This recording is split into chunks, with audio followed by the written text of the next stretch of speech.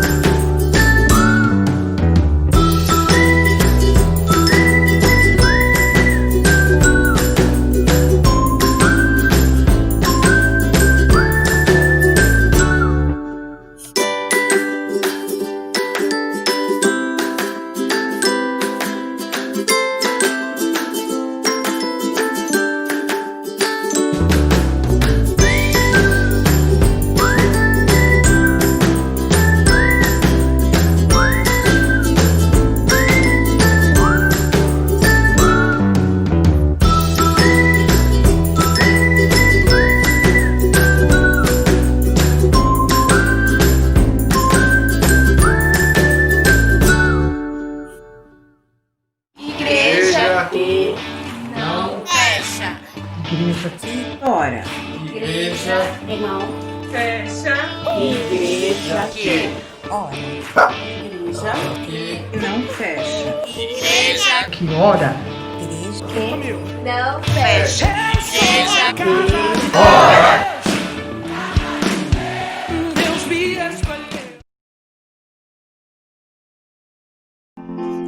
Hino 34, Plena Graça, do cantor cristão.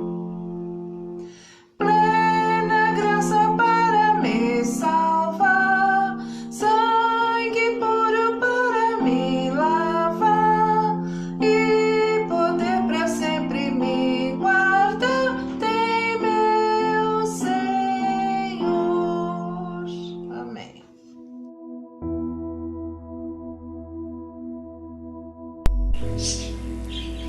Graça e paz, irmãos. Eu vou estar lendo a palavra de Deus no livro de João, capítulo 4, a partir do versículo 6.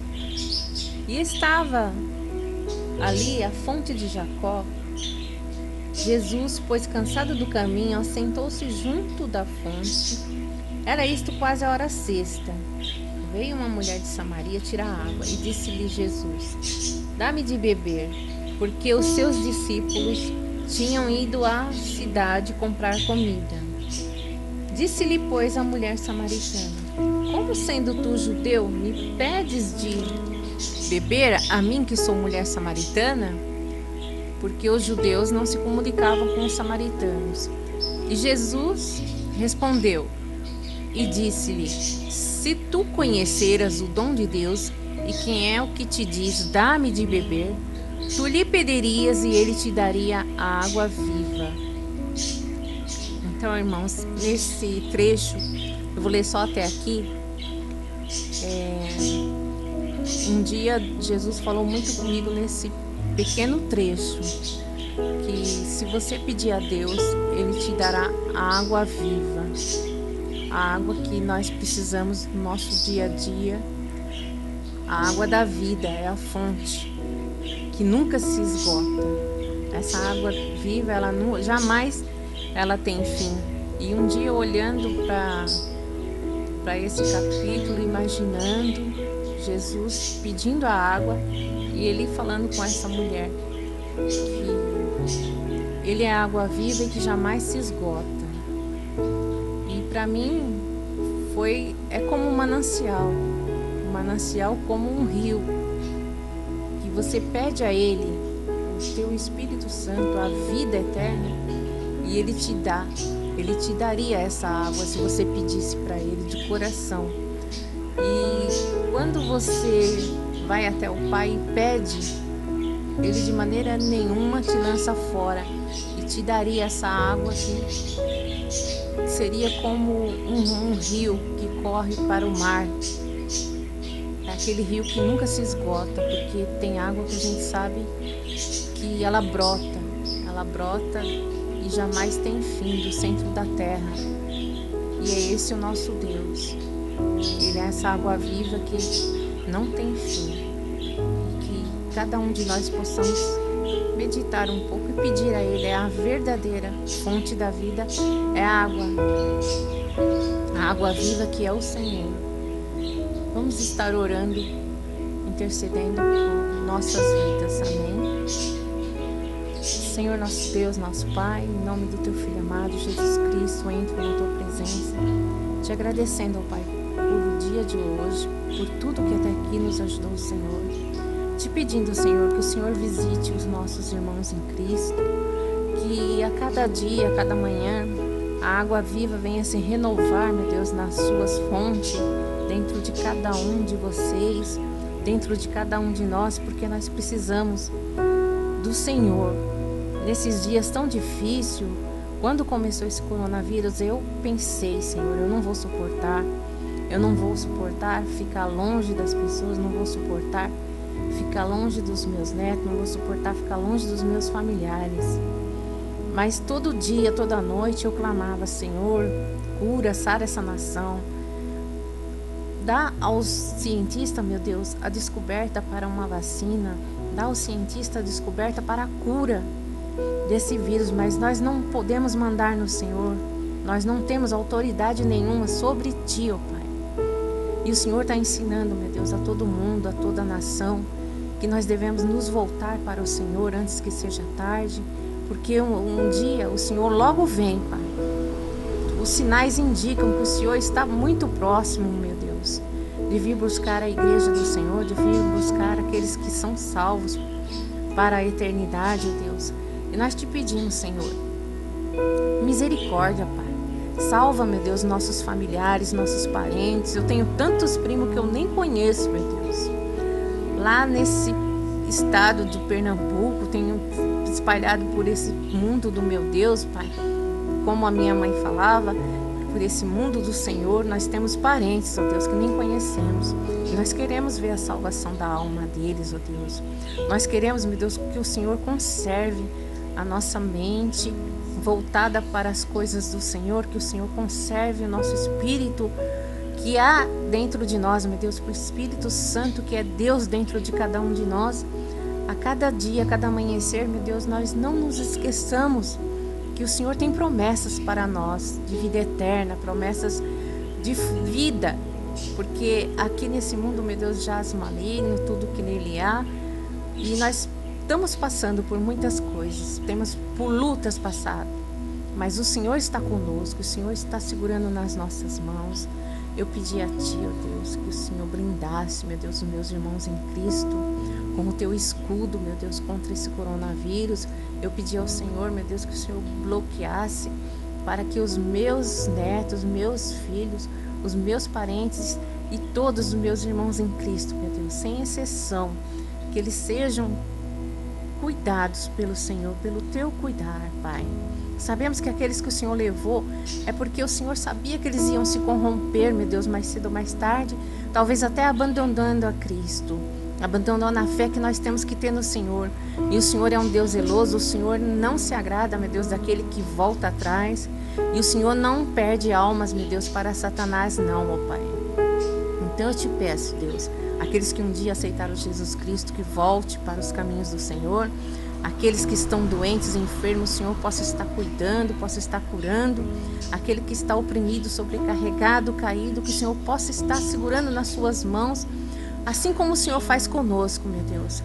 Pela Tua mão, pelo Teu poder, o Senhor venha curar os nossos irmãos em Cristo e ajudar eles, meu Deus, nessa dificuldade. E que o Senhor, a cada amanhecer, nos dê a alegria da salvação, sabendo que nós podemos passar todas essas coisas olhando para um Deus que é tão zeloso, um Deus que é tremendo, e que o paraíso, a vida eterna, é muito melhor do que qualquer coisa aqui nesse mundo, do que qualquer carro, qualquer casa, qualquer bem material que nós possamos alcançar, que nós podemos obter. E sem a ajuda do Senhor nós não temos é nada.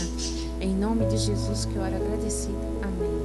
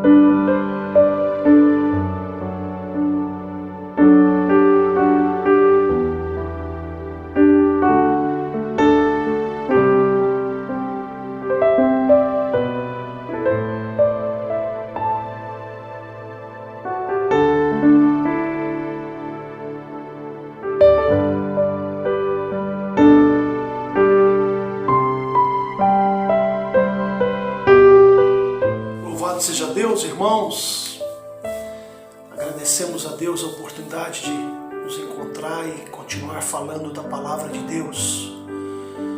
Nós que iniciamos esse sermão, 7 imersões que podem mudar a sua vida. Já falamos a primeira parte, quando trouxemos aqui todo o contexto da história, da doença, da lepra. Estamos falando a respeito de 2 Reis, capítulo 5. Para quem não pôde ainda compartilhar dos outros 2 cultos, essa é a terceira parte do mesmo sermão. No segundo sermão nós falamos a respeito das 2 primeiras imersões que mudaram a vida de Naamã, que podem mudar a sua e a minha vida, que foi a imersão do orgulho e a imersão da dúvida. E agora vamos dar continuidade a esse sermão, falando da terceira parte, sobre as 7 imersões que podem mudar a sua vida. O texto base para falarmos sobre esse assunto é 2 Reis, capítulo 5, quando nos conta a história de um Deus de poder, de um Deus que cura, de um Deus que faz milagre. Um Deus que usa a vida de uma garota, de uma menina, na casa do chefe do exército.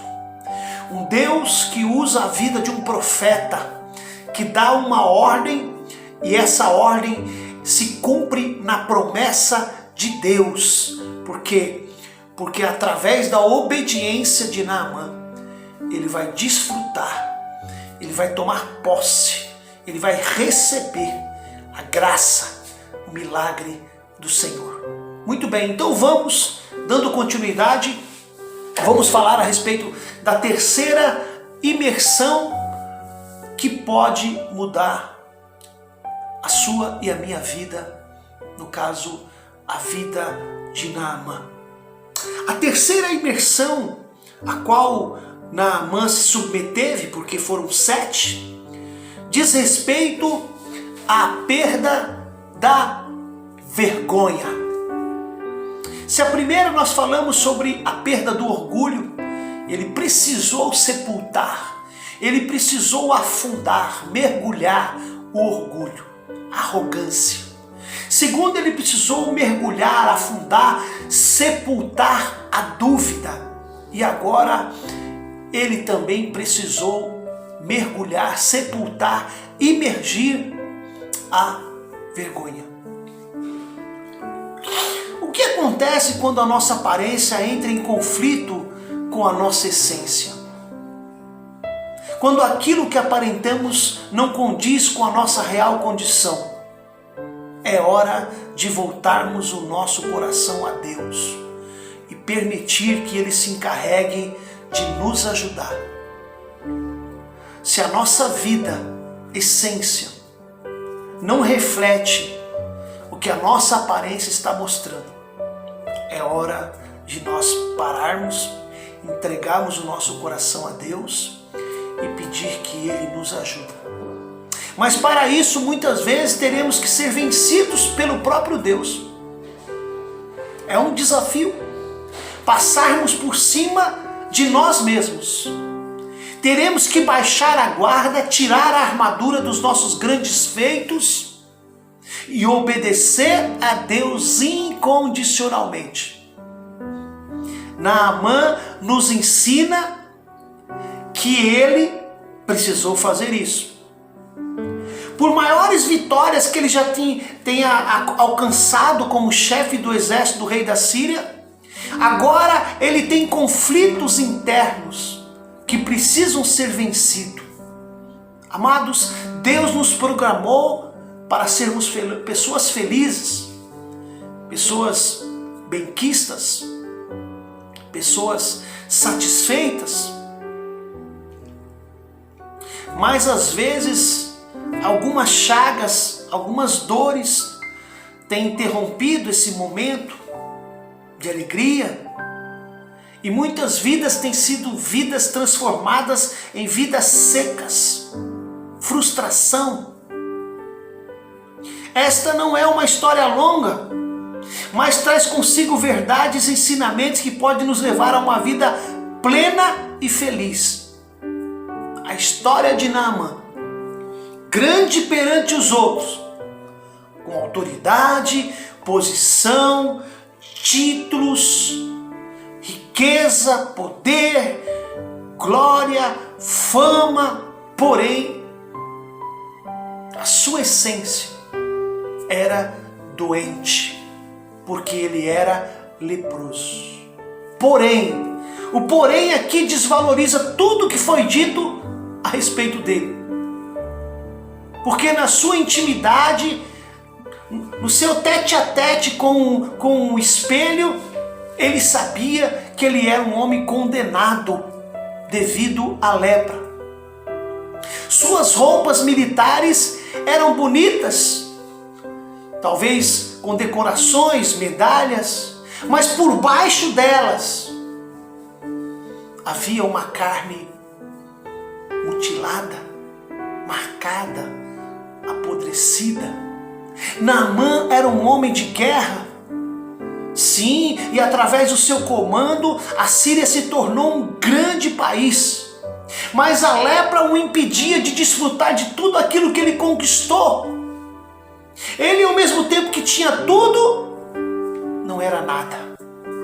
E a pior coisa na vida de uma pessoa é ter algo que ela não pode desfrutar. Vimos na primeira imersão que Deus estabeleceu o propósito de afundar de uma vez o orgulho do grande comandante. Porque ao vencer o seu orgulho, ele foi procurar ajuda de um rei rival. Sim, rei de Israel.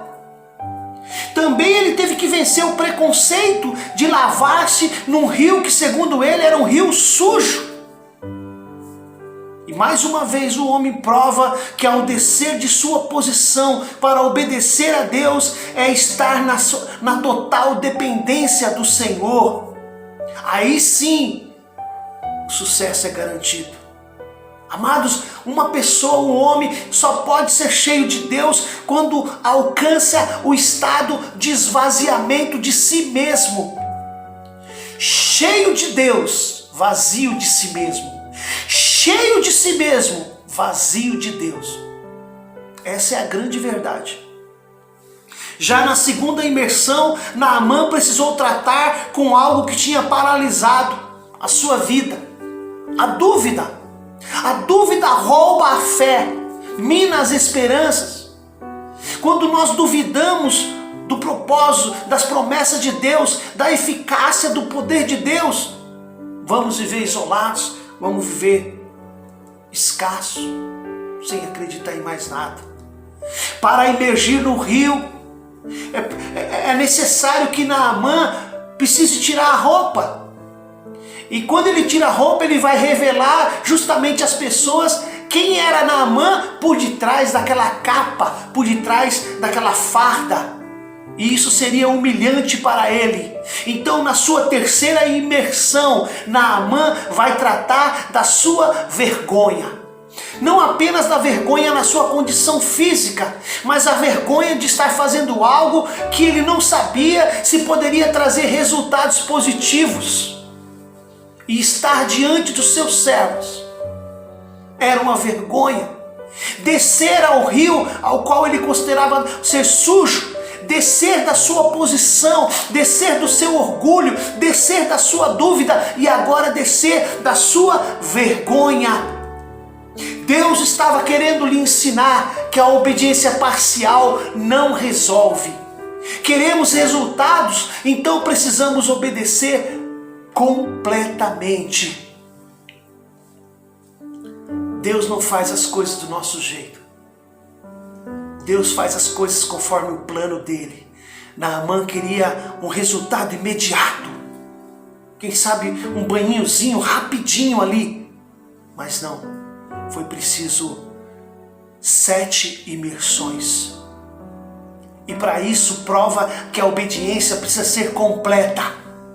Obediência à palavra do profeta, obediência à palavra de Deus. Essa terceira revelação mostra o poder sobrenatural de Deus sobre tudo, sobre todos. E não há vergonha que possa vencer. O inferno já está derrotado. Jesus em nenhum momento teve vergonha de ser conduzido até a cruz. Pelo contrário, ele venceu. Ele não teve vergonha de se expor ao ridículo naquela cruz. Agora, o mínimo que ele espera de mim e de você é uma reação positiva diante da missão que ele nos confiou. Se queremos viver algo de Deus que nunca vivemos, temos que fazer algo para ele que nunca fizemos. Presta bem atenção. Se nós queremos viver algo de Deus que nunca vivemos, temos que fazer algo para Deus que nunca fizemos. Você está disposto? Deus deseja ver a nossa entrega. E quanto mais o fazemos, quanto mais sermos completos, quanto mais sermos íntegros, esse nível de entrega, de oferecimento a Deus, é que vai determinar a manifestação de Deus sobre nós. Aquele que me ama, eu me manifestarei a ele. Aleluia. No livro de João, no capítulo 4, Jesus passa por Samaria. E a Bíblia diz que era necessário que isso acontecesse. E Jesus ali se encontra com uma mulher em um dos seus piores estados de vergonha. 4 casamentos falidos. Um adultério em seu currículo. E essa vergonha é exposta exatamente por causa da hora em que ela estava buscando água. Uma hora em que nenhuma mulher mais pegava água no poço, mas ela ia justamente naquela hora que não tinha ninguém por causa da sua vergonha. Mas era necessário que Jesus passasse por Samaria naquela hora, naquele momento, para vencer todo o preconceito e falar para uma samaritana, para uma mulher. E Jesus começa com uma conversa informal. Jesus começa conversando com ela, até que aquela mulher revela a sua real necessidade. E o melhor de tudo é que ela estava revelando para a pessoa certa, a única pessoa que podia realmente curar ela de todo aquele sentimento de derrota, de vergonha. Jesus se revela como profeta, como Messias, que viria saciar a sede dela. Então Jesus lhe faz uma das mais maravilhosas declarações narradas pela Bíblia. A hora vem, e é agora, em que os verdadeiros adoradores adorarão o Pai em espírito e em verdade. Aleluias!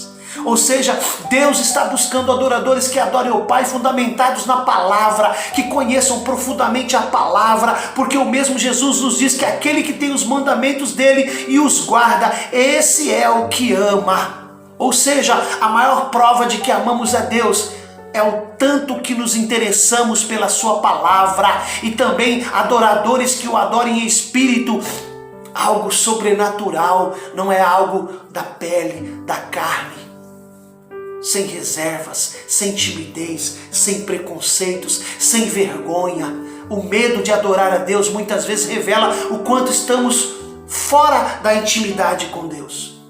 O nível da minha sede de Deus determinará o nível da manifestação dele na minha vida. A minha atitude diante de Deus revela mais do que as minhas palavras podem dizer. Deus procura adoradores que o adorem em espírito e verdade. Talvez dentro de si, Naamã sabia que existia um Deus que o ajudaria em suas batalhas. Porém havia um medo em Naamã de revelar a sua fé. Até mesmo porque toda a sua nação, inclusive o seu rei, que o estimava tanto, servia a outros deuses. Ele mesmo expôs isso lá no versículo 17, onde Naamã fala para Eliseu a permissão para levar um pedacinho da terra de Israel, para que ele pudesse adorar a Deus na terra de Deus. Isso prova, além do medo de voltar à sua terra e expor a sua fé no Deus único e verdadeiro, ao seu povo, também fala da falta, a revelação de Naamã em achar que Deus se manifestaria somente ali naquele lugar. Naamã tem vergonha. Amados, eu sei qual é o nível, eu não sei qual é o nível da sua timidez para adorar a Deus. Mas uma coisa eu sei, que Deus quer que você vença toda e qualquer vergonha. Para isso Ele convida eu, você hoje, assim como convidou Naamã, nos mergulharmos, nos aprofundarmos no seu amor e vencermos toda e qualquer vergonha. A quarta imersão que pode mudar as nossas vidas, porque mudou a vida de Naamã, nós vamos falar sobre ela. É óbvio, irmãos, que sem Deus, sem coragem, sem a coragem do profeta de liberar a palavra sobre Naamã, a cura não aconteceria. Isso é uma verdade. Na primeira imersão, Deus afunda de vez o orgulho do grande comandante. Na segunda imersão, ele vence a dúvida. Na terceira, ele vence a vergonha. E ele aprende mais do que nada que para alcançar o milagre temos que nos expor à vontade de Deus, sem medo de correr risco. Ele já não tinha mais nada a perder, a única coisa que lhe sobrava era obedecer completamente. É óbvio que sem Deus e sem a coragem do profeta de liberar a palavra sobre ele, a cura não aconteceria, mas tudo estava nos planos de Deus. Mas uma menina israelense, que era prisioneira de guerra, ela foi o instrumento que Deus usou. Ela que não guardava rancor, nem ódio contra o seu patrão. Pelo contrário, ela queria o bem daquela família. Ela não ficou omissa, ela não se calou. Pelo contrário, ela testemunhou do poder de Deus e influenciou aquela família. Por isso eu creio que essa quarta imersão tem a ver também com as três primeiras. Por quê? Porque nessa quarta imersão, Naamã vai precisar vencer o seu passado. Veja bem, Naamã tinha um passado de dor, um passado de vazio, um passado sem conhecimento de Deus. Mas agora ele vai precisar deixar tudo isso de lado. Ele vai precisar vencer o seu passado. Não tem como parar. Naamã começa a sentir o gostinho do que é bom, o milagre que vai acontecer. E agora então ele precisa deixar o seu passado para trás. E nesse momento ele crê que ele pode sim experimentar algo de Deus, porque ele está tomando a atitude certa. Deus o está livrando de suas impurezas, não apenas físicas, mas emocionais e espirituais. É o momento da redenção. Quando nós entregamos a nossa vida a Cristo, nós recebemos toda sorte de bênçãos, porque nós somos enxertados nele. Por isso o apóstolo Paulo declara com propriedade em Romanos 8,35 que nada pode nos separar do amor de Cristo. Nada pode nos separar. Naamã estava sendo imerso em Deus, no Espírito Santo, em Jesus, o Trino Deus. A palavra de Deus nos diz: se o Filho de Deus vos libertar, verdadeiramente sereis livres. João 8,36. O plano de Deus era fazer de Naamã uma vida nova, e para isso ele tinha que deixar o passado para trás. Quando Jesus foi à cruz, ele nos provou, devido à sua história, a sua história de 3 anos de ministério, que a única coisa que poderia prender um homem, que calou o vento, que aquietou o mar, andou sobre as águas, multiplicou os pães, os peixes, criou os milagres, enfermos, não eram os pregos. A única coisa que pode prender um homem é o amor de Deus. Como cordas de amor estamos sendo unidos a Deus. E o passado tem que ficar para trás. Deus queria Naamã livre para seguir uma novidade de vida. E não tem como ter uma novidade de vida preso ao passado. O apóstolo Paulo declara: uma coisa só eu faço, esquecendo-me das coisas que para trás ficam, olho para aquelas que estão diante de mim, prossigo para o alvo, para o soberano da vocação em Cristo Jesus. Filipenses 3,13. O soldado Naamã vai passar a ser um servo, Naamã. Há uma mudança agora. E ele entendeu muito bem isso quando ele vem falar com Eliseu, para que Eliseu o perdoasse, se acaso ele tivesse que entrar no templo do Deus do seu rei e apoiasse o ombro do seu rei. Mas o coração dele já não estaria mais naquilo lá. Por quê? Porque o seu passado estaria ficando nesta imersão. Estaria sendo sepultado. Estaria sendo mergulhado. Ele está ficando livre não apenas de uma lepra, mas está ficando livre de uma incredulidade. Está ficando livre de algo que o distanciava de Deus. Livre-se hoje do seu passado e espere com expectativa o que Deus fará por você amanhã, pois eu estou plenamente certo de que aquele que começou a boa obra aperfeiçoará até o dia do Senhor. Filipenses 1:6. Aleluia. Até aqui nós vimos 4 imersões que podem mudar a sua vida: o orgulho, a dúvida, a vergonha e deixar o seu passado para trás. São imersões que não devem acompanhar a vida de Naamã. São como roupa velha que precisa ser abandonada para experimentar o novo. O novo é o milagre de Deus. Deus abençoe a sua vida. Eu espero encontrar você na continuação desse sermão, quando falaremos sobre as 3 últimas imersões: quinta, a sexta e a sétima. Até lá, um forte abraço em Cristo Jesus, nosso Senhor. Amém.